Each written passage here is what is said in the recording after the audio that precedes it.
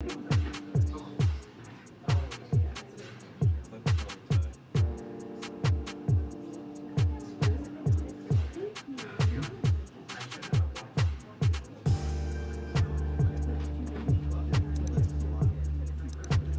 is up, everyone? Please take a second to hit that like button. The more likes we get in a short period of time, the more people the algorithm will bring into the chat to come hang out with us and see what's going on. So please hit that like button. Let me know how you're doing, and happy freedom.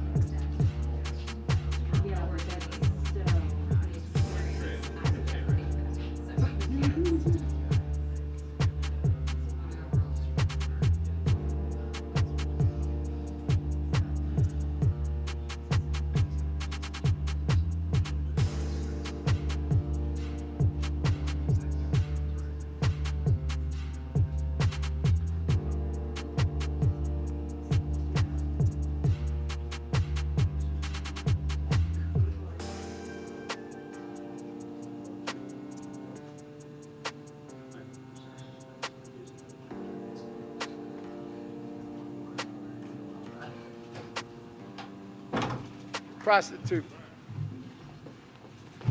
Good afternoon, everybody.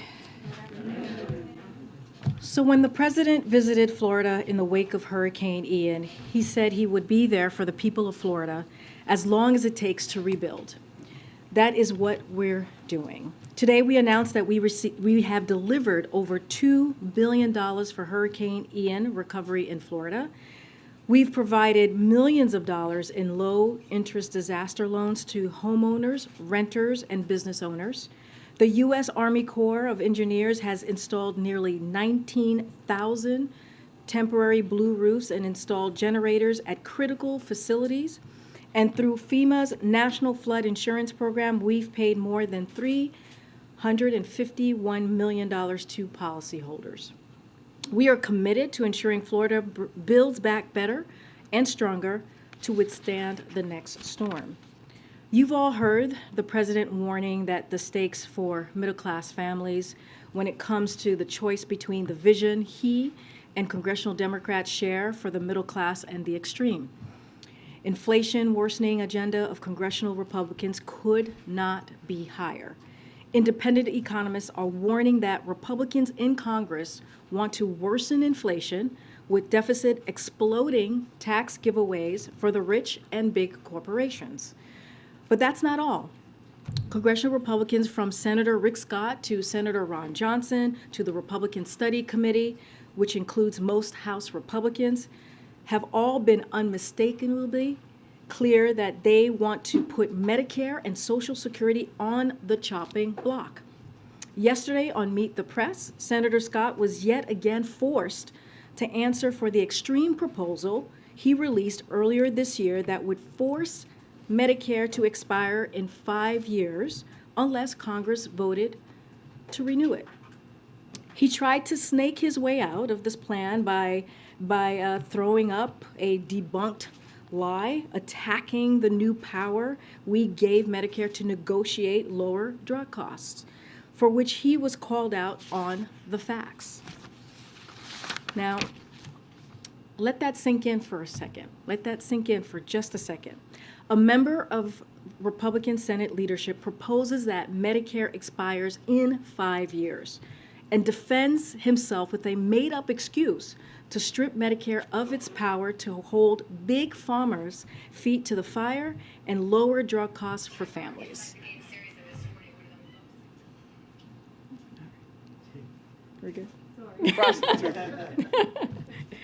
And here's the kicker.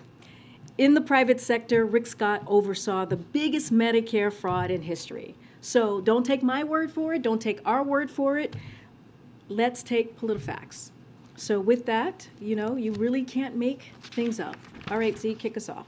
Thanks, Corinne. What if the White House has any response to an ally of Vladimir Putin saying that he was involved in election meddling, and if there are concerns here at the White House, or does the White House have assurances for the American people that the elections that are underway right now, that will conclude tomorrow, will be free and fair of any foreign interference? So a couple of things that we want to lay out here, because that's a very important question that you just asked, Lee. So with respect to any ongoing attempts by Russian actors to influence U.S. election, so I'm going to refer you to the Office of the Director of National Intelligence. These comments, though, I'll say this, do not tell us anything new or surprising, as we all know. It's well known and well documented in the public domain that entities associated with Yevgeny and Yevgeny Prigozhin have sought to influence elections around the world, including the United States. The U.S. has worked to expose and counter Russia's malign influence efforts as we discover them. Yevgeny is a known bad actor who has been sanctioned by the United States, the United Kingdom, and also the European Union. We also know that part of Russia's efforts includes promoting narratives aimed at undermining democracy and sowing division and discord. It's not surprising that Russia would be highlighting their attempted efforts and fabricating a story about their successes on the eve of an election. But to your question, you know, of what we are doing, I've spoken to at the podium about this quite a bit, about the administration's effort to protect the security and resilience of our elections and to safeguard our election infrastructure, including by combating malicious efforts by foreign adversaries to spread this information. That work began before this administration and has continued under the Biden-Harris administration as well. But specifically, actions we have taken to counter these types of malign influence include sanctions. As you all know, we've announced them from here, travel bans as well, exposure, information sharing, foreign investment screening, anti-money laundering, and expulsions.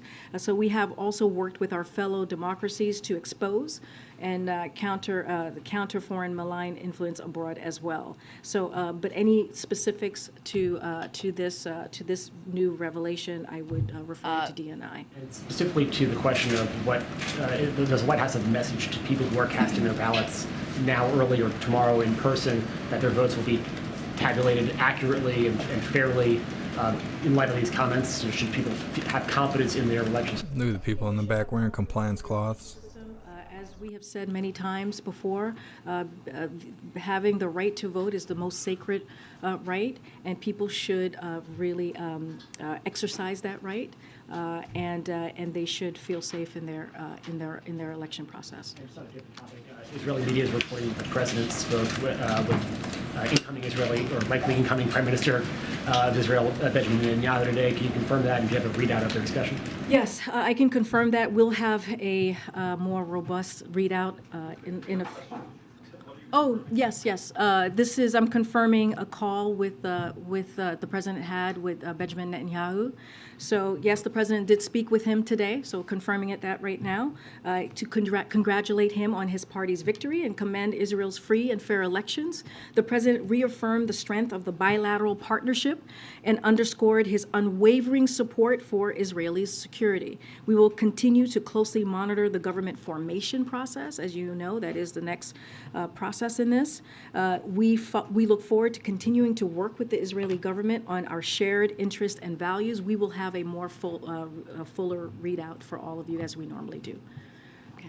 Thanks. Just some housekeeping to start. Can you give us a sense of what the president will be doing tomorrow on Election Day, tomorrow night, and if he has any plans to make an address on Wednesday after the results? So a couple of things there I'll lay out for you all tomorrow and also on Tuesday. So tomorrow and Tuesday, the president will have a full schedule here at the White House. As I previously said, we expect the president will address the elections the day afterwards. And when we have details on the timing of that, we of course will share it with all of you. But I also just want to note, as you all know, because you guys have covered this these past couple of years, in 2022, it took 2 weeks to call every state. In modern elections, more and more ballots are being cast in early voting and also by mail. And many states don't start counting those ballots until after the after the polls close on November 8th. So you heard the president say this the other night. He has been very clear on this as well. We may not know all the winners of elections for a few days. It takes time to count all legitimate ballots in a legal and orderly manner. That's how this is supposed to work, and it's important for us to all be patient while votes are being counted. This is not just for all of you, but this is also for the folks who are watching. And so I think it's important to just remind folks that's something that people should be mindful of as well. Republican leader McCarthy is clearly expecting that the GOP will take the House. Is this White House prepared to work with the Republican Congress? So I'm not gonna get into hypotheticals. I'm not gonna get ahead of what is going to happen tomorrow. I'm just going to. You guys will hear directly from the president, as I've stated many times before, on Wednesday, the day after the elections. But I'm not going to get into speculation from here. In the closing weeks of this cycle, the president and supporters have talked about the ramifications of a Republican-controlled Congress. Talked about the choice, not a referendum, as the president says. Why is the president, in addition to running on his achievements, not run on a specific agenda? As far as I can tell, there's only one bill that the president has said he would sign if Democrats control both houses of Congress, and that's a bill to codify abortion rights. Why not lay out for the public what would happen if Democrats held both the House and Senate? So I hear the question that you're asking, but I disagree in kind of the premise of the question. And what I mean by that is, if you look at the last 20 months of this administration, and I want to be really always be careful about elections here, talking about that from here, the congressional Democrats and also the president has delivered. And that's why we've laid out our agenda. And our agenda has been to make sure that the American people get a little bit breathing room, to make sure that we have an economy that works for everyone. And we've laid out what one of the president's most biggest priority, right, his economic priority was making sure that we lower costs. That's what the Inflation Reduction Act was so important. Only Democrats voted for it. If you think about when the president walked into this administration, the American Rescue Plan, meeting the moment that we were currently dealing with. We're dealing with a pandemic that had shut down small businesses, hundreds of thousands of small businesses across the country. Thousands of people sadly were dying. We had schools that were shut down, and the president met that moment. And also to make sure that communities were were able to protect themselves, right? Local governments were able to protect communities by being able to fund for police officers and bring back teachers. All of those things are what we have been very proud of, making sure that we lay out that agenda. And what we have said is that we are going to continue to make sure that we're lowering costs. We're going to make sure that we continue to make sure that we bring a little bit more breathing room for the American people. And let's not forget student loan aid as well, which is going to help almost 40 million people, to give them a little bit breathing room as well. But I guess my question is, why not a specific package? Why not say to the country, this is what you'll get if you elect Democrats? But why not just tell the country what we have done? Why not just lay that out, which we have? We have laid out what's at stake. We have said there is a choice for the American people. We have been very, very clear. You have all followed the president. He has been across the country talking specifically how Democrats will move forward, congressional Democrats will move forward in delivering for the American people. When you think about inflation, when you think about what the president has done to lower costs, you think about gas prices, taking really historical actions to make sure we tapping into the Strategic Petroleum Reserve so that we can bring gas prices down. They have by $1.25. And you think about the Inflation Reduction Act, which is so important, which is going to lower energy costs, which is going to lower healthcare premiums. Republicans, the first thing that congressional Republicans said that they're going to do is they're going to repeal that and then cut Medicare and Social Security. we're saying we're not going to do that. The president has been very clear. We're going to continue to fight for Medicare. We're going to continue to fight for people's Social Security, and we're going to continue to lower costs. Separate question. Last week, John Kirby was asked whether there was efforts to get a President Xi meeting on the books with President Biden next week.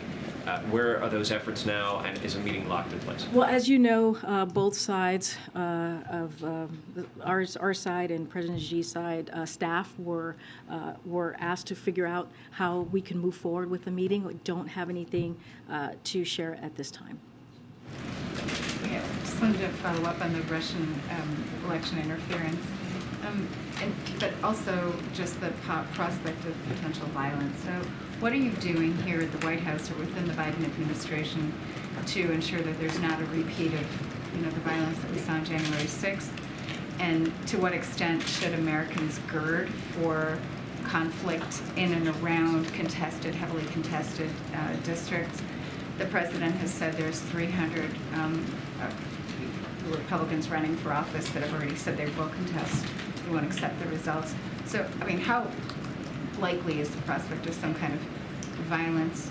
So a couple of things, because there are kind of two questions that you just asked there, Andrea. So law enforcement has briefed us that there are no specific credible threats identified at this point. The president has been briefed on the threat environment and directed that all appropriate steps be taken to ensure safe and secure voting occurs, right, in this process. But I want to be clear: Americans should feel safe going to the polls. It is important for Americans to do so. The administration has taken the issue of threats to the safety of voters and election officials seriously from day one. The federal government has been working alongside state and local election officials and law enforcement to take the necessary steps to keep people safe. So that will continue. As far as election deniers, I think that was the question that you were asking me. There are election officials in every state with responsibility to ensure the candidate who won the most votes is ultimately sworn into office. So as the president has said, you heard him say this last week in his speech and many times before, you can't love your country only when you win. And so it remains important to the president and, to state strongly and unequivocally that violence has no place in our democracy. He will continue to condemn violence, as you've heard him say, as you've heard me say from this very podium. He believes other leaders of both parties have a responsibility to communicate just that. And all Americans must unite to stand up for American democracy and our values and our ideals. Just a quick one. We were hearing reports that an American was killed in Baghdad of a botched kidnap operation. Do you have any details on that at this point? I would need to connect with our team. I don't have anything to share at this time. Okay. And then just on the agenda, the question that Steve put to you about going forward. So at the beginning of this administration, you talked a lot about the care economy and about some of the other items on the agenda that have fallen out of the legislation that was enacted. If Republicans do win both houses of Congress, are there actions that you can take to pursue that agenda even through executive action? I'm thinking about universal pre-K, those kind of items. So I, again, don't want to get into hypotheticals here, but what I will say, the president has always said his care agenda is a priority to him that he will continue to work on throughout his administration. I don't have a vehicle in which he will choose to do that, but clearly those are, because he introduced it, because he talked about it very early on in his administration, clearly those are items, and also during the campaign, those are policies that he believes are important to the American people, to give them, again, a little bit more of a breathing room that he will continue to fight for. Thanks, Green. We don't often get a very lengthy Saturday statement from you clarifying the president's remarks from the day prior. Can you walk through what the genesis of that was and whether or not you guys thought that perhaps it would be politically problematic had those statements been allowed to stand? So we just wanted to be, you're talking about so we just wanted to be very clear on that, which is why we put out a statement. It seemed like there was some confusion on that, and so, I want to say this. It was, some of you were there. It was loud and hard to hear, I think, or maybe not exactly what was being said, but I currently don't want to get into punditry from here and why we did it or do it or paid or did it on TV. But I spoke to this over the weekend. The president's words, we believe, were twisted. And we were very clear about that. And anyone who knows Joe Biden knows he comes from a coal country from Scranton, Pennsylvania. His great-grandfather was a mining engineer, as you all know. President Biden knows that the men and women of coal country built this nation, and he has spent his presidency fighting for coal communities so that they too can benefit from the energy transition we're in right now. Again, the reason why we put out that statement to you asked me about the genesis. We believe his words were twisted, and we just wanted to make sure there was some clarity. And then I think this week marks the 50th anniversary since the president's first election victory. Oh. Might have always a little off there. He's clearly been through a number of these. I know he's a congenital optimist, as he likes to say. But, he said that yesterday. Can you give a sense in your meetings with him right now, how he's feeling right now, his sense of things, not from a political perspective, Patch Act perspective, but just generally in this moment in time, given both the election but also the myriad of other issues that are on his plate? The president actually said this yesterday, and I think he said it a couple of times over the weekend. He is an optimist. And he believes, he's made it very clear about what's in front of us, about the choices that the American people have, the stark differences between what we're seeing right here in Washington, D.C., between congressional Democrats and also congressional Republicans, and what we have been able to do, what he and congressional Democrats have been able to do to deliver for the American people. And so, he believes that going out there, speaking directly to the American public, laying out what he is seeing and how he sees the future of this country, that it's important. That's why you've seen him out there across the country. But look, I think that, again, he's an optimist. He has faith. He in the American values and the American people. He believes that we can reach our best expectations, and so we should continue to do that. And he's going to continue to talk about that as well, the way forward and how we can get there, and make sure we just don't leave anyone behind. Kareem, thank you so much. I want to ask you about some of the other comments that Leader McCarthy made over the weekend. He said, I'm very supportive of Ukraine. I think there has to be accountability going forward. You always need not a blank check, but to make sure the resources are going to where it is needed. Regardless of who wins control of the House, what is your message to Ukraine? What assurances can you give Ukraine that this administration, Congress will be able to continue to provide the funding that's needed? Because, of course, President Zelensky continues to say they need more weapons, they need more aid. So we are confident that the United States support for Ukraine will be unflinching and unwavering. That's what we believe, and that's how we see this going forward.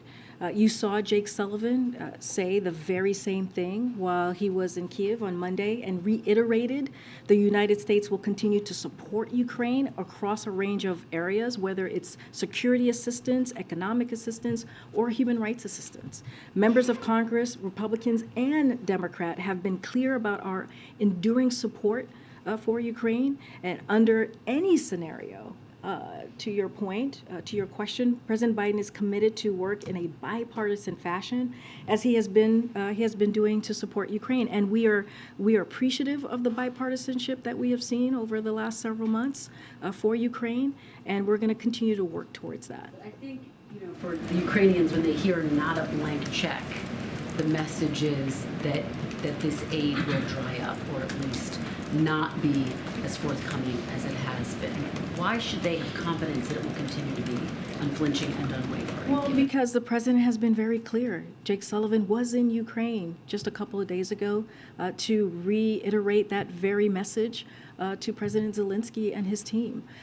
We are in regular contact, as you've heard from us, with President Zelensky and his team on everything that we can do to be helpful to them as they fight for their freedom. Again, I understand the question election, but we are going to continue to work very hard to make sure that there is a bipartisan effort as we continue to support Ukraine in their efforts. Since you bring up Jake Sullivan, can I ask you to respond to this reporting that he has been engaged in confidential conversations in recent months with top aides to Russia's President Vladimir Putin, to try to de-escalate the crisis in Ukraine, to try to make sure that it doesn't go in a direction?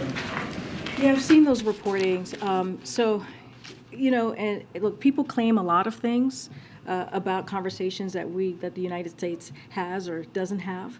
I don't have any specific conversations to read out to you, but I do want to say a couple of things. We reserve the right to speak directly at senior levels about issues of concern to the United States. That has happened over the course of the past few months. Our conversations have focused only on risk reduction in the U.S.-Russia relationship. We continue to adhere to our basic principle of nothing about Ukraine without Ukraine. You've heard the president talk about this. You've heard he's written about this in an op-ed. But we have been careful to protect the timing and the content of the conversation so that we have the continuing ability to reach Russia, and these lines of communication are not cut off. And that's how we have moved forward over the last several months here. And just finally, Corinne, as I'm sure you have seen, there's a lot of speculation that former President Trump could announce he's running for president again in 2024 in the coming days, in the coming weeks, sometime this month. How is the White House, how's the president preparing for that announcement? What type of a reaction or response? Again, I was asked this question the other day, and that's not our focus. Our focus is making sure that we lay out the choice in front of the American people. You've heard directly from the president.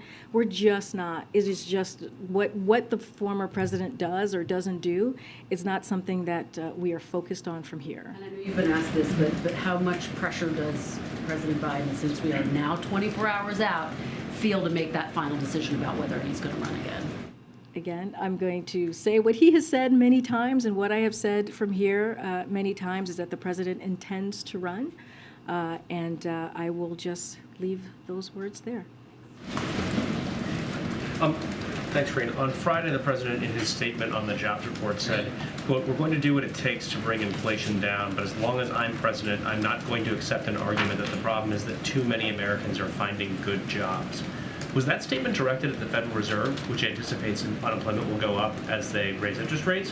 Or if not, who was the target of that clause? Absolutely not. That was not targeted at the Federal Reserve. The president has been very clear to not interfere. He will not interfere in their independence. He was, I think, speaking to the critics about the number of jobs that were created. And he was very clear that, people should be, the 261,000 jobs, an unemployment rate still near a historic low at 3.7%. He was laying out how the jobs recovery remains very strong. And so he wanted to say that, hey, look, 260,000 jobs, 261,000 jobs is something that we should be praising, and we should be saying it's good that people are seeing their wages go up. It's good that people are seeing good paying jobs out there. And so I think it was more so to that, certainly not a message to the Federal Reserve. Again, we respect their independence, and we certainly do not interfere in any policy decisions that they make.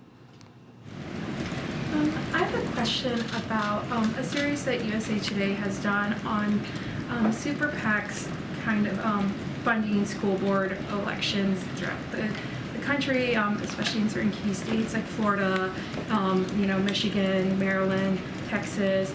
And some of these PACs, like one called the 1776 Project PAC, have emphasized opposition to lessons related to race and social justice.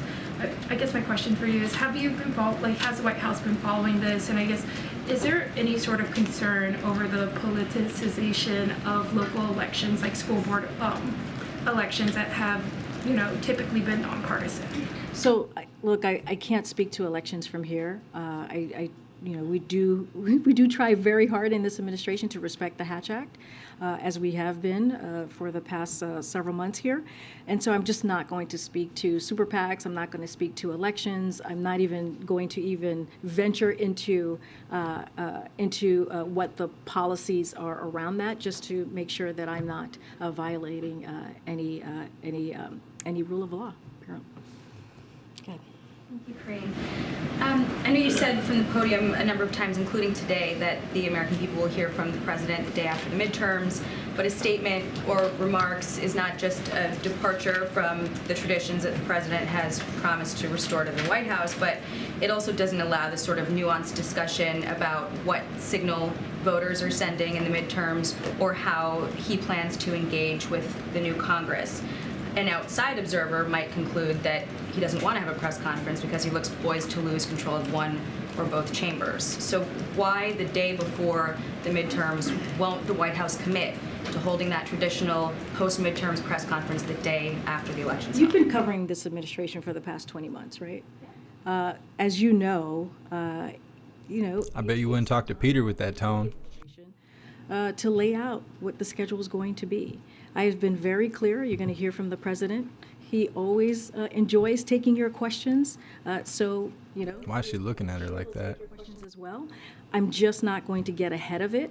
I'm just not going to lay out what his day is going to specifically look like on Wednesday. But again, he is going to address the American people, and I think that matters. He's going to be clear about what's on his mind, and I'm just not going to get ahead of it from here. The president's own warning, though, that democracy is on the ballot, plus this potential for unrest, make it that much more important that the president avail himself to the free and open press that he has lauded as indispensable to the functioning of democracy. The president has been very clear about where he stands when it comes to democracy. You've heard him talk about democracy over and over again. He talked about it last week at how important it is for the American people as they are thinking about the choice in front of them, what's at stake. He's been really clear. He's condemned political violence. This is a president who the reason why he decided to run for this office was because of what he was seeing. You know what he talked about, the soul of a nation. So I disagree with your premise as if it is something that is not important to him. He has made this an important issue. And again, I'm not going to get ahead of it. The American people, which is what matters, specifically, is going to hear from the American people. About press access, not democracy. I just have one follow-up, though. Consider that our request to have a press conference the day after the midterms, on top of the others that I know that you've heard from us before. But my last question would be about Elon Musk and Twitter on a lighter note. Is it an abuse for Elon Musk as the new Twitter CEO to use the platform to tell users to vote for Republicans in the midterms? So I saw that reporting that was earlier today, right?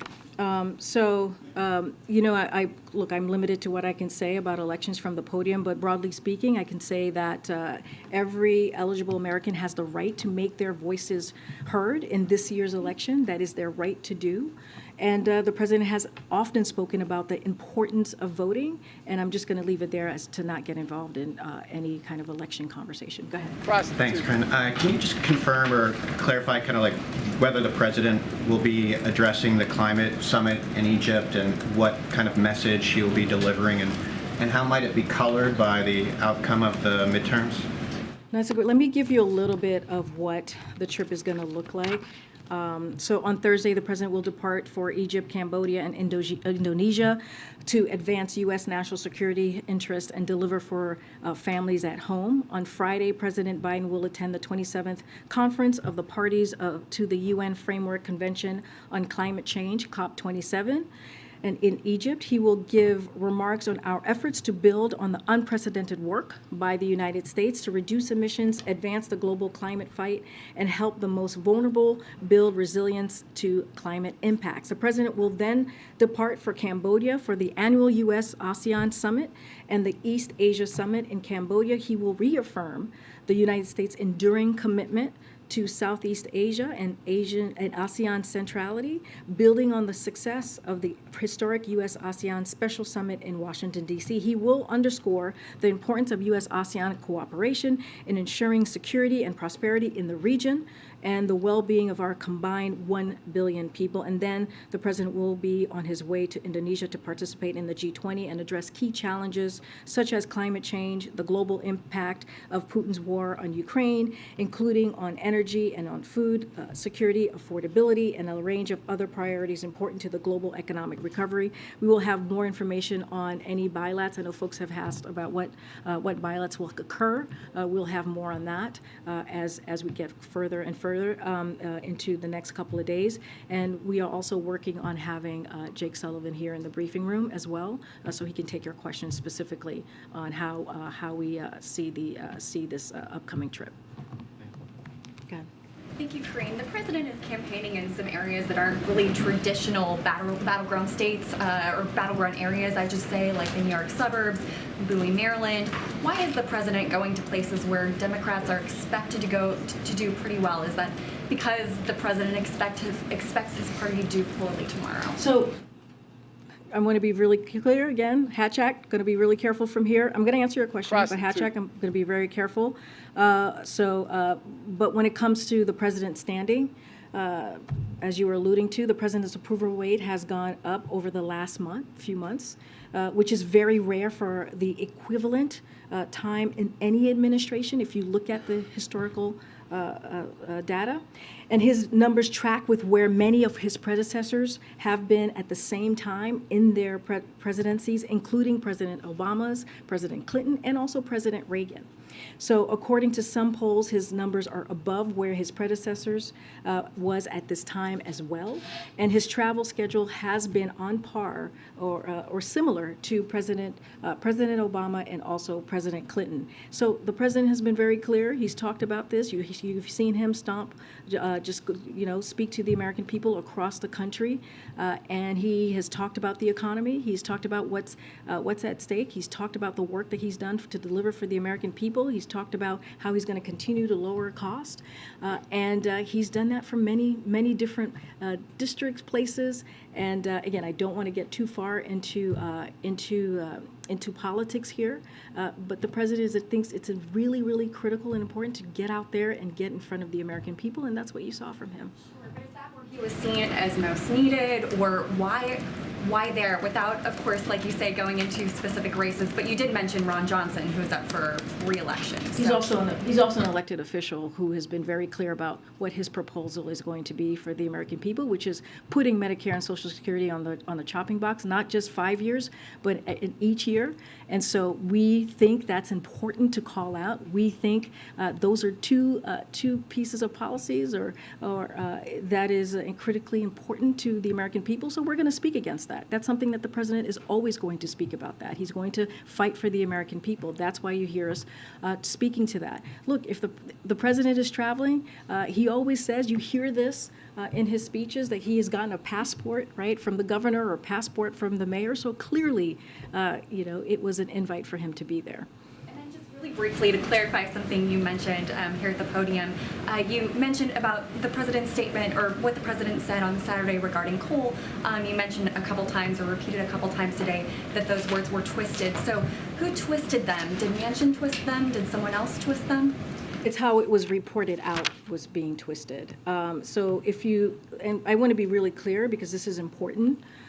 If you read the full transcript, the president was very clear commenting on a fact of economics and technology, as it has been from its earliest days as an energy superpower. America is once again in the midst of an energy transition, and the president is determined to make sure that this transition helps all Americans, and he's been very clear about that. And these weren't some novel comments as they were taken and twisted to be.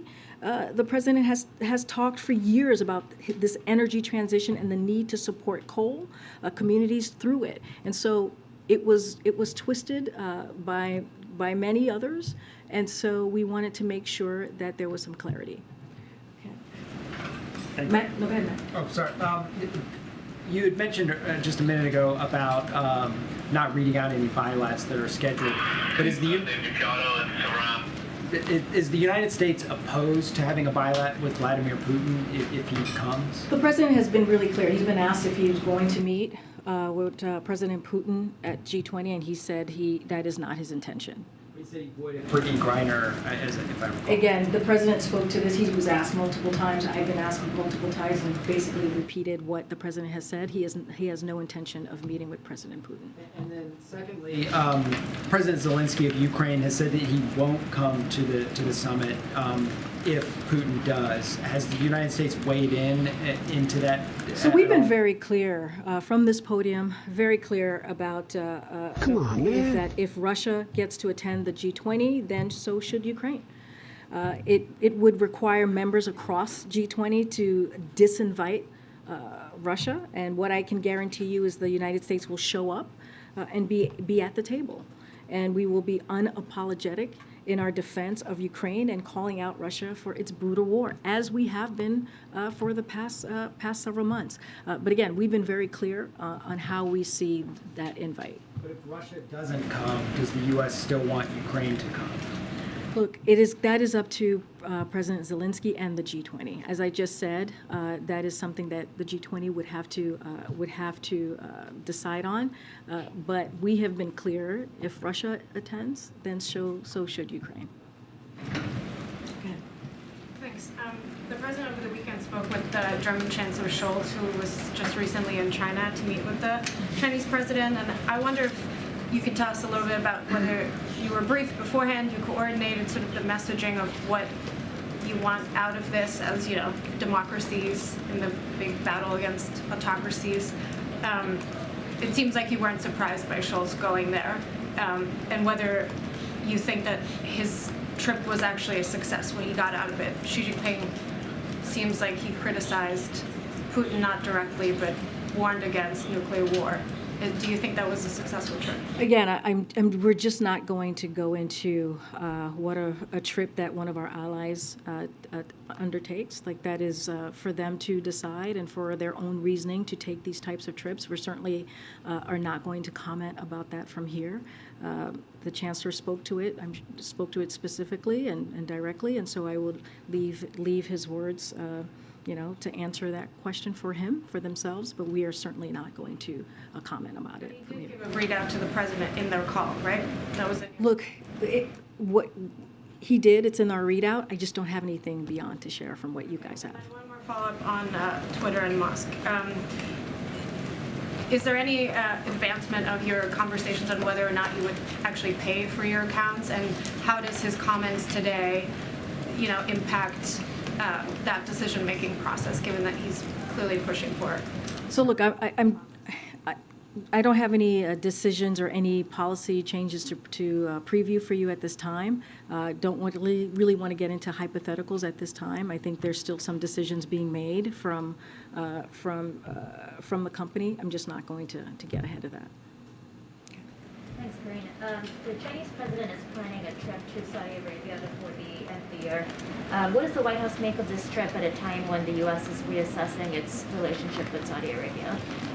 Again, not going to comment about that from here.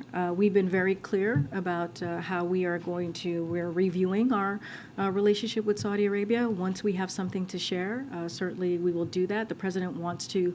They're being so clear that they have to constantly remind you that they're being clear. As you've heard him say, Stupid. Because this has been a relationship that has been done in a bipartisan way over the past 80 years. So certainly not going to change from that process. But again, I'm just not going to get ahead of the president. I'm not going to comment on a potential trip or a plausible trip from here that China's going to have.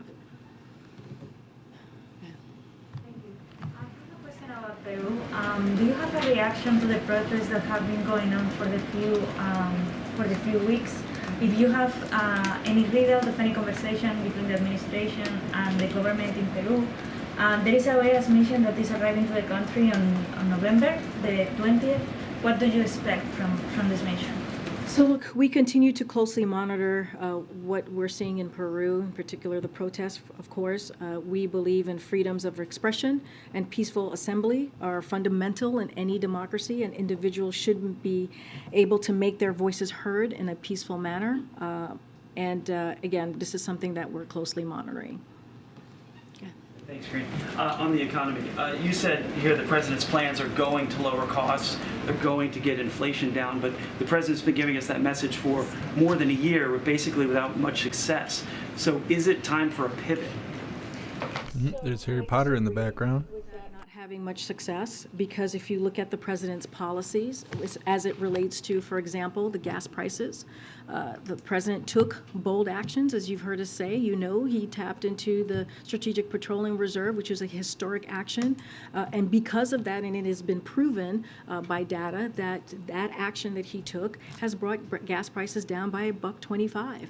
And What happens when we run out of diesel in like 20 days? that's lowering costs during this. I'm probably not even allowed to say that on YouTube. With inflation, almost every country across the globe is dealing with this global challenge. So that's an action that he took. Inflation Reduction Act. Again, only Democrats, congressional Democrats, voted for that. It's going to lower the cost of energy. It's going to lower healthcare premiums. Again, action that this president took to make sure that we were dealing with issues that really truly matter to the American people. We understand that Americans are feeling a little bit of a squeeze right now, and we get that. The president gets that from his growing up personally, and so the work is not going to stop. But if you talk about what congressional Republicans, if we are having an honest conversation here and talk about what Republicans are going to do, which is actually, if they want to repeal Inflation Reduction Act, that is increasing inflation. If they want to get rid of Medicare and Social Security, that's taking something away from the American people that is popular and that they need. But it seems open-ended. There's no end. There's going to, in the future, at some point, inflation is going to come down. We're still seeing inflation at 8.2%, near 40-year highs, and core inflation is still rising. Well, we have seen actually that's not what we have seen from the data. The data has shown that we are seeing some easing in inflation. That is what we have seen from the most recent pieces of data, and that is important to note. We're not saying that inflation is not an issue for the American people, but if you look at the GDP, if you look at CPI, if you look at the data that we all look at, all economists take a really keen eye on these pieces of information, we are seeing inflation easing. Now, do we need to do more work? Absolutely. Is the president going to continue to do everything that he can to lower costs for the American people? Yes. Okay. Thank you. You said that the president is fighting for coal communities, but just to follow up, that doesn't mean that he's fighting to keep these coal mines open, does it? Look, the president, I laid out very clearly about how the president sees his part in this and what he has done. He has through the work of Working Group on Coal and Power Plant Communities, President Biden has already delivered more than $23 billion to energy communities across the country. He has put forward plans that are bringing new energy and manufacturing jobs to states like West Virginia, to states like Pennsylvania. And he has secured critical investment through the Inflation Reduction Act to support coal communities as well. Which he believes is incredibly important, which is why it was included in the Inflation Reduction Act. And that's from funding for coal miners suffering from respiratory challenges to billions of dollars in loans to help them seize new energy opportunities. So again, I mentioned this, I just laid this out. While we're trying to help coal communities, while we're trying to do everything that we can to make sure that they have the funding that they need, Republicans, that very same policy, same monies that I just laid out, Inflation Reduction Act, which is where it's coming from, Republicans want to repeal that, taking away the efforts that we're trying to provide for coal communities. So that sounds like you're helping them as the market through economic transition is moving away from coal. That doesn't sound like you're taking any deregulatory efforts or any steps to help the mines themselves stay open. Is that correct? Look, I've been very clear. The president's been very clear on this. Don't have any. And there they are being clear again. We believe what he was trying to say was twisted, and we've laid that down very clearly. You heard from my statement. You heard from what I just said here today. Twist those words. He said we're shutting those plants down. Go ahead. Go ahead, Phil. Different question.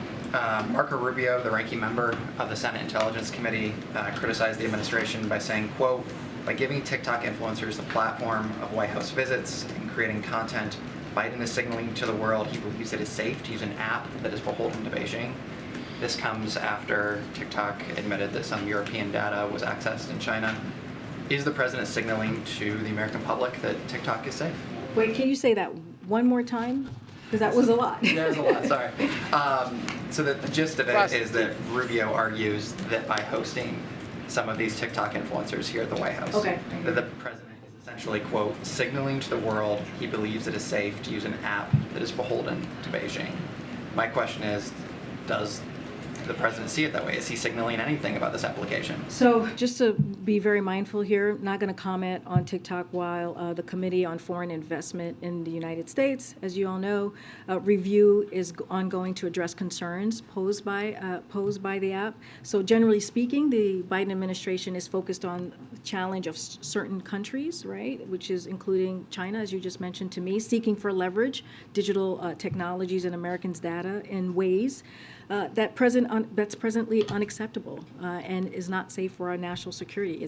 It's at risk, puts our national security at risk. So, look, we are taking the steps that we can to address this challenge. For example, the president issued the first ever presidential directive defining additional national security factors for this very said committee to consider in line with the administration's national security priorities, like protecting America's sensitive data. And last year, the President Biden put forward an executive order to protect Americans' sensitive data from collection and utilization. So we will continue to look for other actions to deal with this. And again, I don't want to get too far into it, but I can lay out what the president has done. There's a risk, and that review is ongoing. Why continue to invite these folks to the White House to create TikTok? I never thought that I'd be asking a question about TikTok, but there are a lot I feel like you've asked me questions before about TikTok. There are a lot of parents who are looking, at this seemingly benign app, and then they're seeing reports that because of the parent company ByteDance, which is Chinese owned, that there's a risk, and then they see that the president of the United States is appearing on some of their channels. I hear your question. As you know, the president uses different mediums to communicate directly with the American people, including young people. We think it's important to communicate directly with them, but we understand, right? We understand the issues that TikTok presents itself with, and so again, we use different mediums. I just laid out what we're trying to do in our efforts to deal with the issue that you just laid out. Don't want to get too much into it because it's in front of the committee, but we take this very seriously, hence the executive order that the president did, and we will continue to do that. Thank you, Greg. Okay. Thank you. Last week, a White House official told me that the president and the White House was evaluating next steps regarding the architect of the Capitol, who is actually a holdover Trump administration appointee who serves a 10-year term, I believe it is. There was an IG report that said that he was allegedly misusing government vehicles, may have been misrepresenting himself as a police officer in Virginia. Is there any update from the White House beyond evaluating the next steps regarding Mr. Bland's status? Yes, so we take the IG report seriously and the request from members of Congress seriously as well, and are evaluating next steps. And so that's what we're currently looking at this time. We don't have more at this moment to share, but we will certainly share any updates that may come up when we have them. Great. Two questions, if I could. One, you and President Biden last week, you've been warning the American people that election results may not be official on Tuesday night, that it might take some time. I wondered if the White House would support essentially having states who don't count ballots early, or who don't count early ballots so that they're ready for Election Day. Would you support having those states change their laws to count early votes so that election results will come in sooner? I don't have anything to share with you on that about changing policies or changing what states do. What the president was trying to say is that we are in a time, in a different time, where in modern elections, where more and more ballots are being cast in early voting and by mail, as I mentioned, and many states don't start counting ballots until after the polls close on November 8th. So we're just trying to communicate with the American people, let them know, like, this process certainly has changed, again, in modern elections. And so, again, you know, it's an important reminder for people to be patient, for people to understand that, and that's what we care about. That's the message that we're trying to put forward to the American people. And I'm just not going to talk about policy changes or what we recommend states to do or not do. I know you were asked this a couple weeks ago, but the World Cup starts in less than 2 weeks, and I wonder if there's any update on if the Biden administration is planning to send a delegation or any officials to attend that. Don't have anything more to read out from what I shared a couple weeks ago on that. Okay. Thank you, Karine. At a rally in Sioux City, Iowa on Thursday, former President Donald Trump said the radical Democrats are locking up pro-life activists. It almost sounded like Winnie the Pooh was asking the question. Clearly that's not true. I'm not going to say more than that. It's just not true. It's false. It's a lie. It's not true. So I'm going to move on. Though that pro-life activists are being persecuted, and in the meantime, like pro-life pregnancy centers are being attacked. It's and not. those... That is just not something that that I'm going to comment from here about what the former president said. It is, just not going to get any further. I'm just not going to get any further. Go ahead. Thanks so much. Can I ask you to just flesh out some of the desired deliverables from these upcoming summits, starting with COP27, the call from developing nations for $100 billion to address, I believe the term is loss and damage. How far is the U.S. prepared to go on that and to respond to that? And then looking at ASEAN and G20, the Indo-Pacific Economic Framework, is the U.S. prepared to welcome Canada, or any other deliverables for these summits? So I know there's a lot of questions on this. It's happening in just a couple of days where the president's going to leave on this foreign trip. We're working on getting Jake Sullivan, the National Security Advisor, in the briefing room this week, where he will lay out the goals the president has for this particular trip. Not going to get ahead of the National Security Advisor, but we will share more. We'll have more to share. Go ahead, Brian. Thank you. Yeah, go ahead. What are your, Anita? Just the U.S.-Mexico-Canada summit that's happening in December. Do we have any news on that? No, I don't have anything new on that as well. Okay. Go ahead, Brian. Oh, Brian and Courtney. Okay. Thank you. All right. I have a logistical question about tomorrow, Election Day, and then I also had a question about the CHIPS Act. So for Election Day, what are the president's plans? Is he going to be at the White House watching returns? Can you tell us more about what his plans are for Election Day itself? I just laid that out. I don't have anything more to add. We will share a little bit more tomorrow when we have more to share. But he'll have a robust, pretty heavy schedule tomorrow here at the White House. As you know, this evening he's going to be going to Maryland to speak directly to Americans at Bowie States, more specifically. Again, not going to get ahead of what we'll share tomorrow, but again, after tomorrow, you all will hear from him. And when the president's considering whether to do a big press conference, would he consider waiting until the election results are more clear nationally before having a press conference? Do you guys want to wait to talk to the? But I'm just wondering if that's part of the calculation as the White House. I'm just not going to get ahead of it. I have laid out that what it's been like in modern elections, that it has taken some time for results to come in because of vote by mail, because of early voting. Not going to get ahead of that. But you will hear from the president on Wednesday, and of course he loves taking your questions, and so you'll hear from him. Just a quick question on the CHIPS Act. One of the companies that lobbied for the CHIPS Act is Intel. They have announced they're going to have layoffs this month, and I'm wondering what the president's reaction to that is. As companies prepare to apply for subsidies from the CHIPS Act in the coming months, what's the president's reaction to one of the companies that lobbied for the CHIPS Act? Yeah, so I've seen those reporting. I think it came out a couple of weeks ago, if I remember correctly. I had not talked to the president about this, his reaction or his thoughts, and so would have to connect with him and ask him. Concerned that companies that push for these subsidies Again, are going to lay off? you're asking me something that I just have not talked to the president about, and once I do, I promise to share that. Okay, Mr. Willis in the back. Can I go really Oh, I'm sorry, Courtney. Thank Oh, you. Go ahead. I jumped ahead. I apologize. Go ahead. Thanks. I wanted to ask what the Senate returns next week while you guys will be out of town. Can you talk a little bit about what the president's priorities are going to be in the weeks of the lame duck session, given that it's such a scrunched period of time? I know this is a question that people are looking to have. We're going to wait for Congress to come back and to have that discussion, to have that conversation. I know you said they come back next week. We will hope the president will certainly be on foreign travel, and we certainly are going to be talking to them about the lame duck period.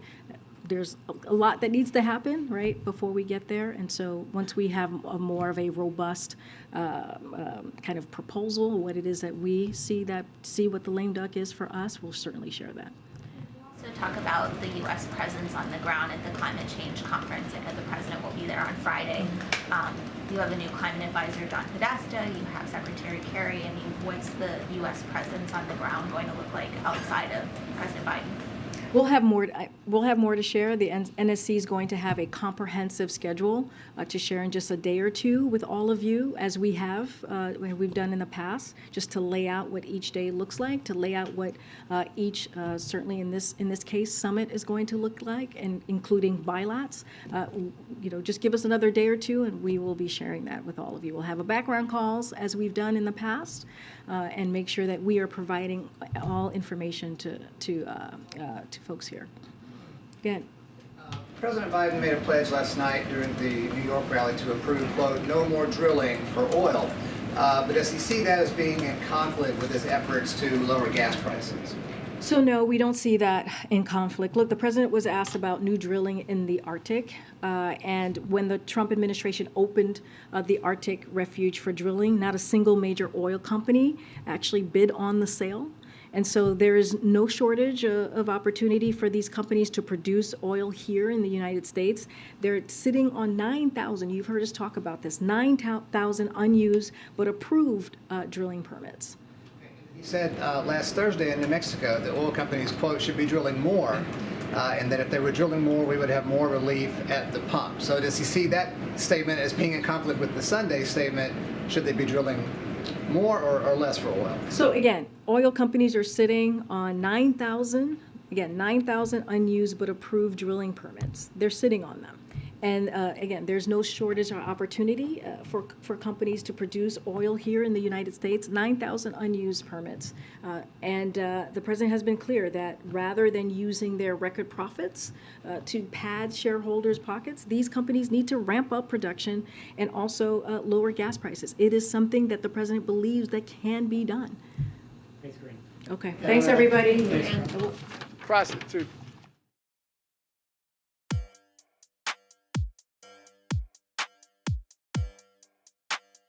All right, hooligans, let's get ready for the Pledge of Allegiance. Real quick before everyone leaves, because I know half the people leave when it's time for the pledge. We will be covering the Trump rally tonight at 8 Eastern time. Everybody's triple checking, so we're not late today. But we will be covering the Trump rally going on today. It will not be on YouTube. I can't show the stuff on YouTube because of community guidelines. So if you have not already made an account on Rumble or Odyssey, find the Linktree link in the description. It will take you straight to my Odyssey or Rumble, where you will also have the opportunity to register an account and all of that stuff for free. It takes a little bit of effort, but it's worth it. Free speech is worth going through the hoops to get. So definitely go over to Rumble and Odyssey, make an account if you haven't already. We will be covering the rally. Also join the Hooligan community on Gilded or Discord. It's the best way to be notified for when and where we go live. There's tons of hooligans to hang out with in there. We also have a news board for you to stay up to date with what's going on around the world. So definitely join the Hooligan community, and that way you'll be notified tonight for when we go live. Because I know a lot of people on YouTube do not transfer over to these other platforms, and they just assume that we're not live covering the rallies. But any kind of real hardcore protests or call-ins or any kind of fun stuff we're going to do, all of that's going to be on the free speech platforms anyways. So you might as well just go over there and make an account now. Let's get ready for the pledge, hooligans.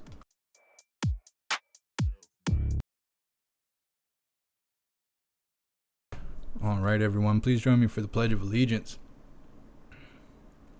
I pledge allegiance to the flag of the United States of America and to the republic for which it stands, one nation, under God, indivisible, with liberty and justice for all.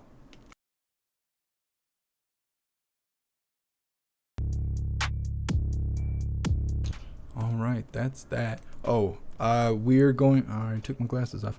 We're going to cover the situation tomorrow. For some reason, I'm drawing a blank. Voting and all that stuff, we will be covering that tomorrow. I'm still trying to figure it out. I got to figure out who's going to have the best coverage so we can get them on the screen.